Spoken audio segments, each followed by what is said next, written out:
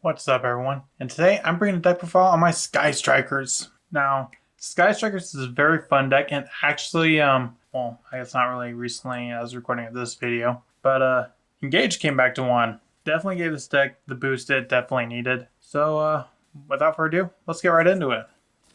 First off, I run 3 Sky Striker Ace Ray. Ray has a quick effect where you contribute this card, special summon 1 Sky Striker Ace monster from your extra deck to the extra monster zone.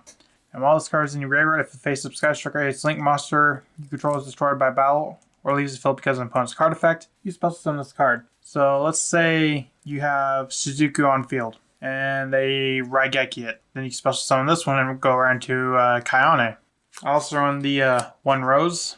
This is definitely one I would bump up to 2, although I only have the 1 copy. And as recording this video, the Megatons are kind of approaching. So I don't really want to buy the second copy. If anything, I want to sell this one because it's going to get a lot cheaper. If a Sky Striker Ace monster is normal or special summoned, you special summon this card from your hand. If an opponent's monster in the extra monster zone is destroyed by battle or leaves the field because of your card effect, while this card is in the graveyard, you can special summon this card. Then you can negate the effects of 1 face-up monster your opponent controls until the end of this turn. So it's a negation, a summon from the hand, just all around a very powerful monster. I also run 3 Ash Blossom and Joy Spring for my hand traps, as well as 2 DD Crow. I feel like DD Crow is going to be pretty good in this format, considering you got Drytron in it, and it works really well against Drytron. Moving on to the spells, I run the 1 Sky Striker Engage. Yes, Engage is back, and all her glory.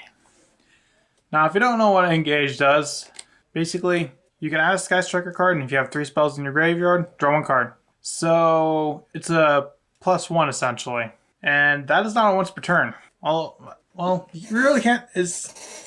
Now some people might say it's at 1, so it is a once per turn now in a way, but it's not because Kagari is at 3. It's just a very, very powerful card for a deck. I also run 3 Sky Striker Area Space Area 0. You target 1 other card you control, excavate the top 3 cards from your deck. If you do, add 1 excavated Sky Striker card to your hand, then shuffle the rest into the deck. Then if you excavate a Sky Striker card, send the targeted card to the graveyard. And if this card in the field zone is sent to the graveyard by a card effect, you special summon 1 Sky Striker Ace monster from your deck. So it's kind of like a Searcher, not as powerful though. And I also run 3 Mystic Mine. Now the one cool thing with this deck is that most often times you usually end on a board of 1 monster. So you can literally just get that monster out, activate Mystic Mine. Then if your opponent summons more than 1 monster, they won't be able to activate monster effects or declare an attack. This is good going first or going second. Also the 1 terraforming to search them out. I run 3 Sky Striker Mecha Widow Anchor. Widow Anchor if you control no monsters in your main monster zone, and all the Sky Striker spells minus the field spell are like that. You can only activate them if you control no monsters in your main monster zone. Target a face-up effect monster on the field. Negate that face-up monster's effects until the end of the turn. Then if you have 3 or more spells in your graveyard, you take control of that monster until the end phase. So if you have 3 spells, 3 or more spells in the graveyard, it becomes Change of Heart. I run 3 Shark Cannon.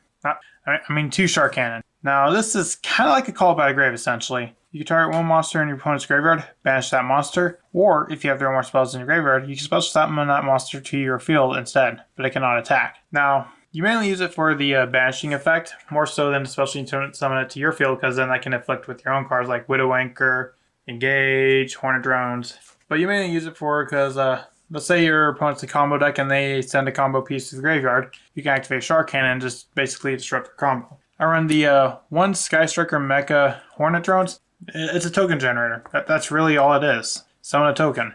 I run the 1 Sky Striker Mecha Modules Multi-Roll. Multi-Rolls, once per turn during the end phase, you can set Sky Striker spells with different names from your graveyard up to the number of Sky Striker spell cards that you activate this turn, while this card was face up on your field, but banish them when they leave the field. So essentially, you're going to use Widow Anchor to negate monster effects, use Multi-Roll, set a Widow Anchor back to negate a monster effect on your opponent's turn. I run the 1 Sky Striker Mega Armory Hercules Base. Hercules Base, if the equipped monster cannot attack directly, and this card can make a second attack on monster. During each battle phase, if the equipped monster destroys a monster by its attack while you have 3 or more spells in the graveyard, draw 1 card. If this card is sent from the field to the graveyard by a card effect, you can target up to 3 Sky Striker cards in your graveyard, shuffle them into deck. So it's a bit of recursion, but also whenever you attack, you can draw a card. I run the 1 Afterburner. Afterburner is if you control one monster in the main monster zone, target face-up monster field, destroy it. Then you have 3 or more spells in your grave, destroy 1 spell and trap. As well as a Jamming Wave. Jamming Wave is kind of the opposite, where you destroy the spell and trap first, and then you can destroy a monster. Next, for the draw power, I run 3 Pot of Desires. Banish 10, draw 2. Simple as that. And I also run the 1 Pot of Avarice. Originally, I ran this at 3, but I started to add Desires in and drop Avarice down to 1 because there are going to be situations to where you can't activate Pot of Avarice. And you already have the Hercules base, which can do the same thing just without the draw power. Well, it's got draw power, but not when it sends cards back. 1 Rhoda for the Ace Ray. 1 Foolish Barrel of Goods to send a spell, and it's also a spell itself. Most oftentimes you will send the Metamorphosis Fusion, which if it's in the graveyard, you can send it back into the deck to draw 1. And lastly, a Called by the Grave to round out the spells. Moving on to the traps, which we actually do play some. I run 3 Infinite Impermanents, all around good, one of the best traps in the game. And another one of the best traps in the game. I also run 3, there can be only 1. Basically, either between Mystic Mine and there can be only 1, you're going to limit what your opponent can do. Moving on to the extra deck, I run 3 Sky Striker Ace Shizuku. Shizuku, monsters your opponent controls lose 100 attack and defense for each spell in your graveyard, and once you turn during the end phase, if this card was special summoned in its turn, you can add a Sky Striker spell from your deck to your hand. I also run the 3 Kagari. The one thing that I do not like about this card is that I really wish that they had this art in higher rarity. But aside from that, this card is very powerful because you can also reuse your Engage. Because Kagari has an effect, if this card is special summoned, you can target 1 Sky Striker spell in your graveyard, add it to your hand. So you can reuse your spells. And you also gain 100 attack and defense for each Sky Striker spell in your graveyard. Next, I run 3 Sky Striker Ace Hayate. Hayate you can attack directly.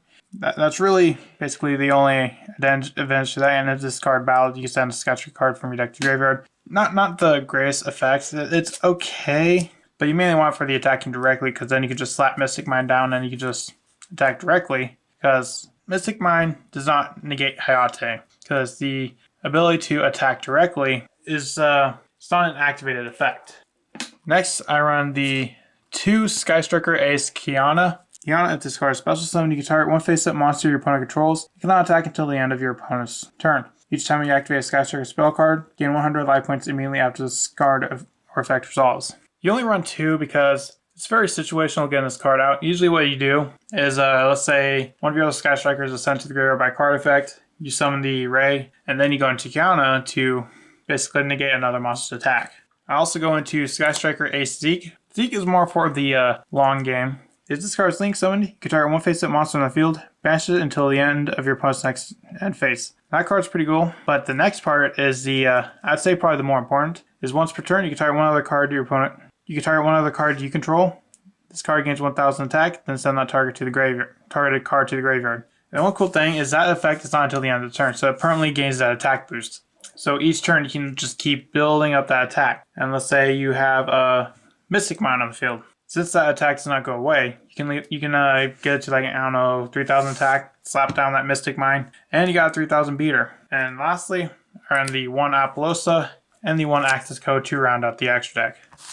So, what do you think of this deck, Profile? Do you think Sky Strikers have a real shot at being one of the best decks of this format? Let me know in the comments, and I'll see you next video, mate. Bye.